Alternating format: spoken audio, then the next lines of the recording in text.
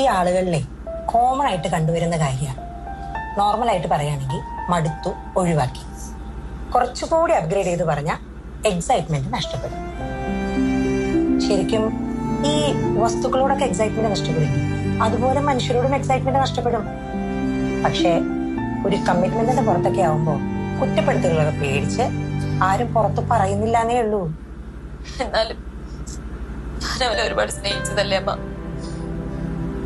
എന്നിട്ട് അവൻ എന്നോട് എന്തേ ഒന്നും തോന്നാത്ത.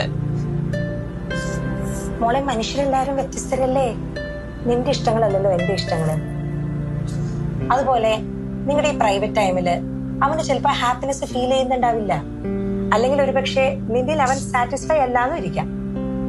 ഇനി ഇതൊന്നും അല്ലാന്നുണ്ടെങ്കിൽ ഹൈജീനോ പ്രവൃത്തിയോ സംസാരോ ഉൾക്കൊള്ളാൻ പറ്റുന്നില്ലായിരിക്കാം. ഇത്തരത്തിലുള്ള കാര്യങ്ങളിൽ നിന്നൊക്കെ എനിക്ക് മനസ്സിലായിട്ടുള്ളത് ഇതൊക്കെയാ അവരെ ഡിസ്റ്റർബ് ചെയ്യുന്നത്.